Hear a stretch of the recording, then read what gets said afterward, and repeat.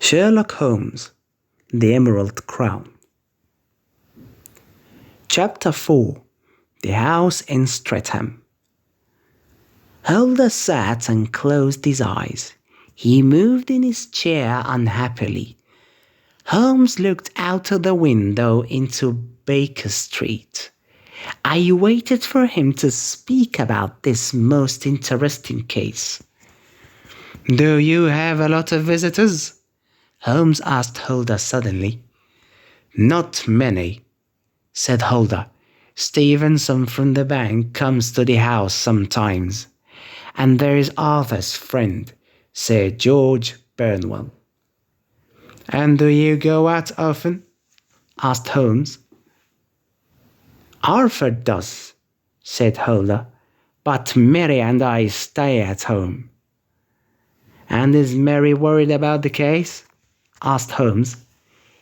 "Yes," said Holder.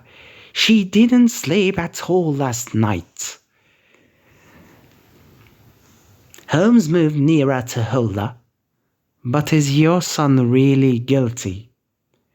"How can you be sure of it?" he asked. "I saw him with the crown in his hands," said Holder. "That looks bad, it's true," said Holmes. "But the young man is innocent, I believe." "Innocent?" said Holder. "Then why did he have the crown? And why did he say nothing?" "His silence is very interesting," said Holmes. "An innocent man speaks a lot and tells you everything. A guilty man speaks a lot, but he is a liar. But to say nothing is most unusual. Did Arthur really go to your office, break off a corner of the crown, go to put it in a safe place, and then come back to the office with the remainder of the crown? I can't believe it." "But then what really happened last night?" asked Holder. "Well, let's go to your house in Streatham now," said Holmes. "So, what did Holmes ask Holder?" He asked him a lot of questions, but let us start with the four questions that we started our chapter with. He asked him if he had a lot of visitors or not. He asked him if he goes out often. He asked him if Mary is worried about the case. And the most important of all, he asked him if Arthur was really guilty.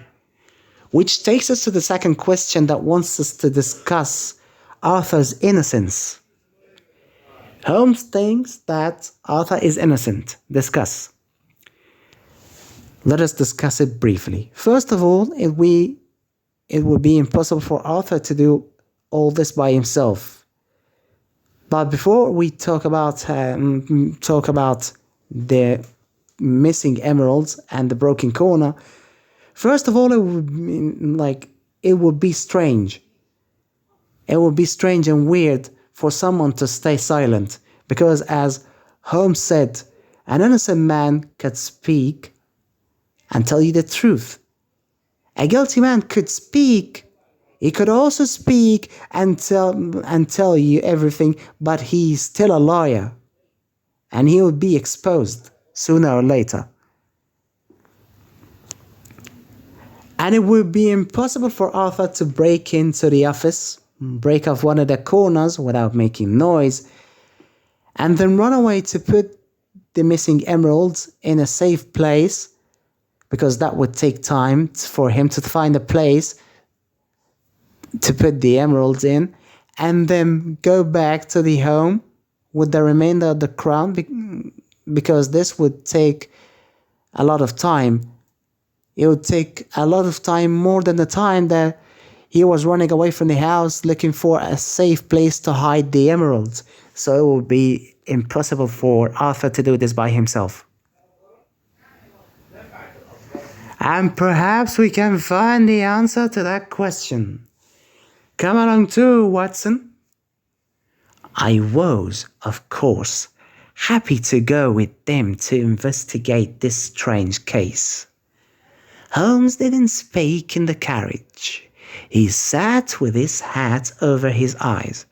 When he arrived in Streatham, he stood and looked up at Huldah's house. The banker's home was an old white building with a big front garden.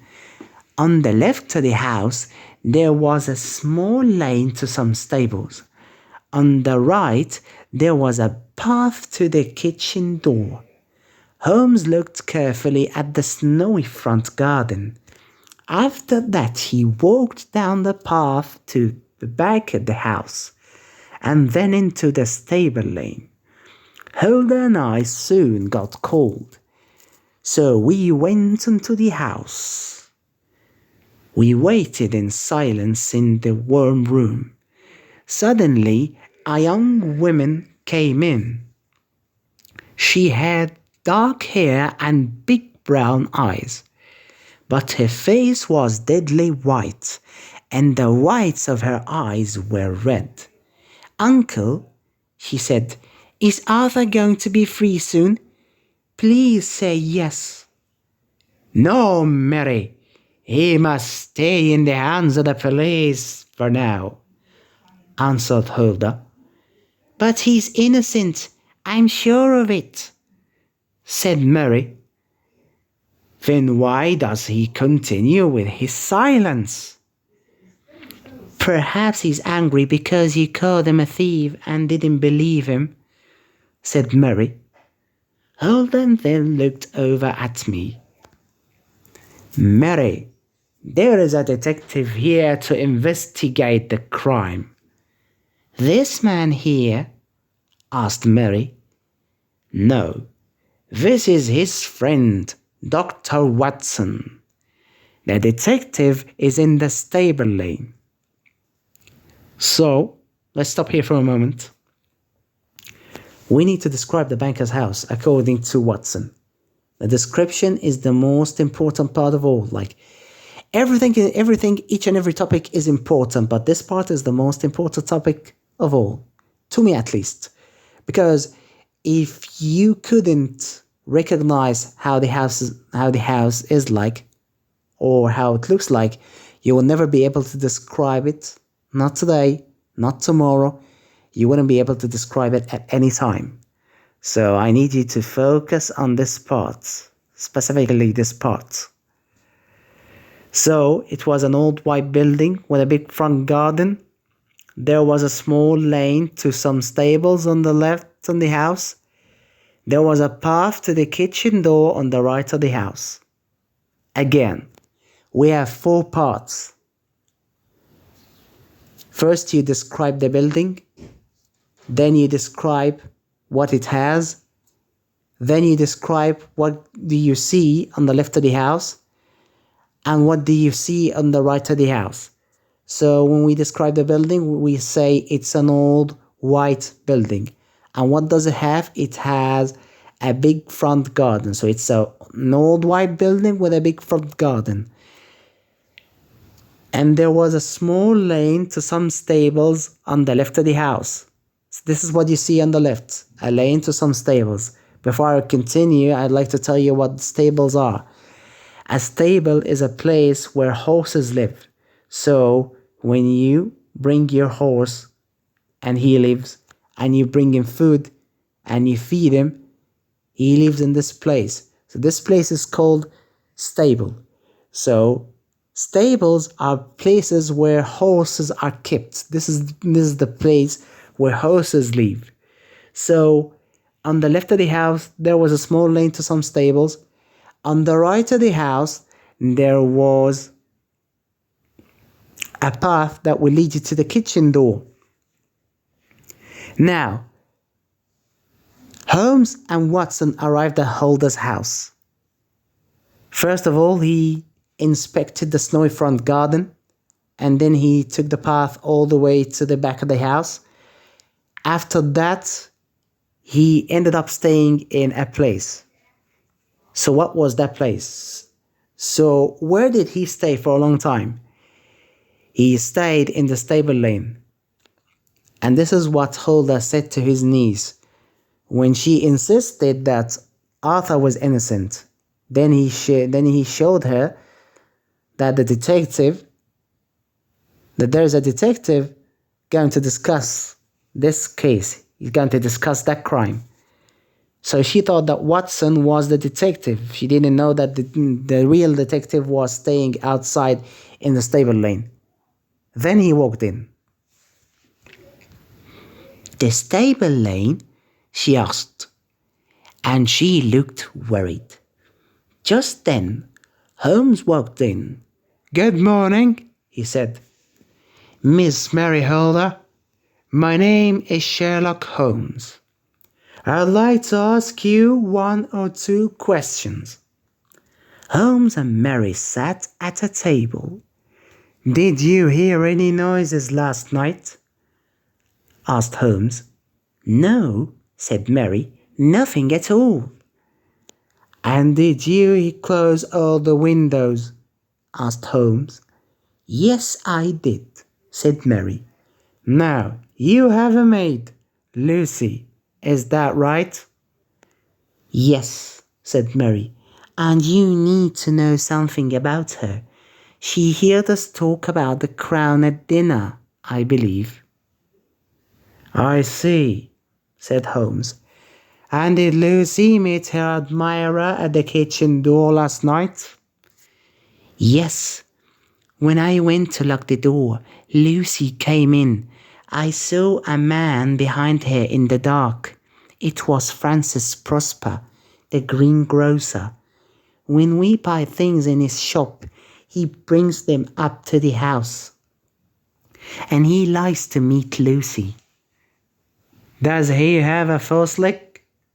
asked Holmes. Mary looked afraid. "Yes. How did you know that?" she asked. Then she smiled. "You are a very good detective, Mr. Holmes." So let us stop for a moment and ask you who is Francis Prosper. So Francis Prosper is the greengrocer. And yes, he is the man who had the false leg. Remember the first chapter when Hulda was telling his story, at the end of the chapter, he found a strange man in the front garden. All he could remember about him, one of the many things he could remember, is that one of his legs moved strangely. So yes, he is the man who had the false leg. So yes, he is the greengrocer, and he is the person who had the false leg. When the Huldas buy things in his shop, he brings them up to the house. And as usual, he liked to meet Lucy. Now let's continue our story. Holmes looked back at Mary, but there was no smile on his face. I need to see the downstairs windows," said the detective.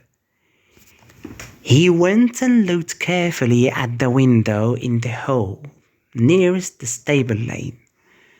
Well, well," he said quietly. "Now, Mr. Holder, Watson, let's go upstairs to the office." In the office, Holmes went to the desk. "Which key did the thief open the desk with?" he asked.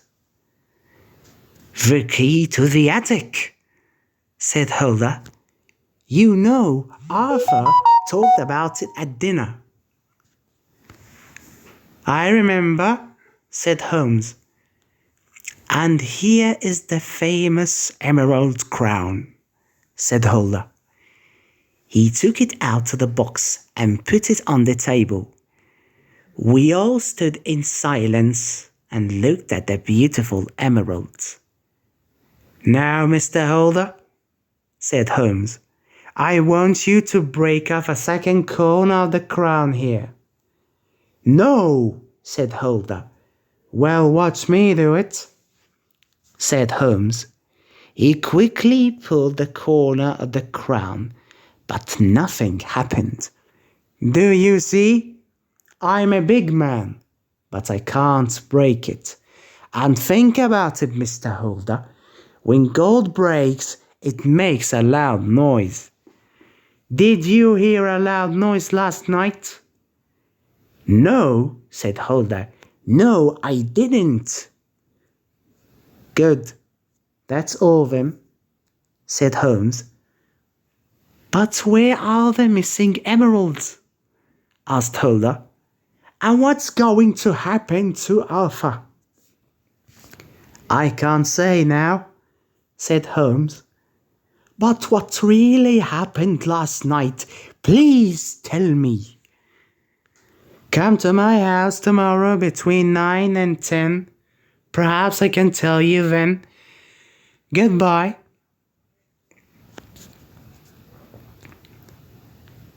So when Holmes pulls the emerald crown, he can't break it.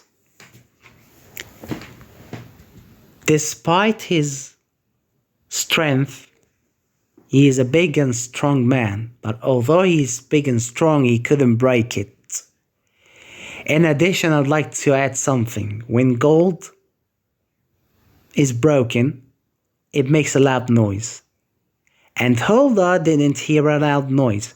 So this is a clear proof that Arthur was not the person who stole the missing emeralds, was not the man behind stealing the missing emeralds.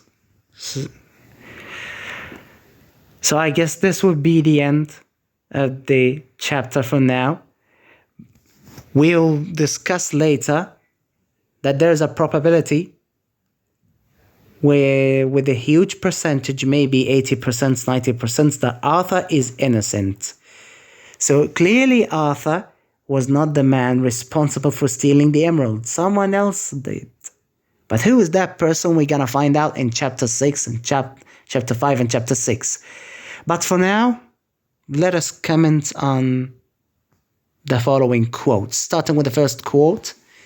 You're a very good detective. Who said this? Mary said it. And to who did she say it? She said that to Holmes. And when did she say that? When he asked her if Francis Prosper had a false leg or not. She admired his skills as a detective. He knew everything. You're talking to someone who almost knows everything about the family. He knows about the greengrocer. He knows he knows that he has a false leg. So he almost knows everything because Holder told him previously. So yes, this is why she admired his skills. Now, moving on to the second quote.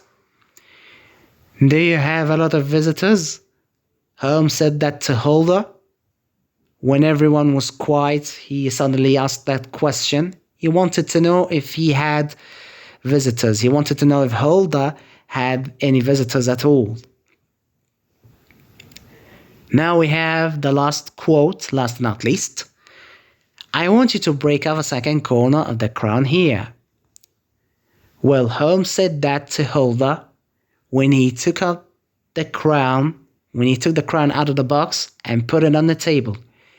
He wanted him to break another corner of the crown to prove something. So this is the end of the chapter. I hope you find it useful. Don't be shy. If you want to ask me anything, you want to ask me any question, don't be shy. And if there's something missing or there's something I need to add, don't forget to inform me. Next time we'll be talking about what's gonna happen in chapter 5 and chapter 6. But for now, I guess this is the end of our story. So, stay safe. Farewell.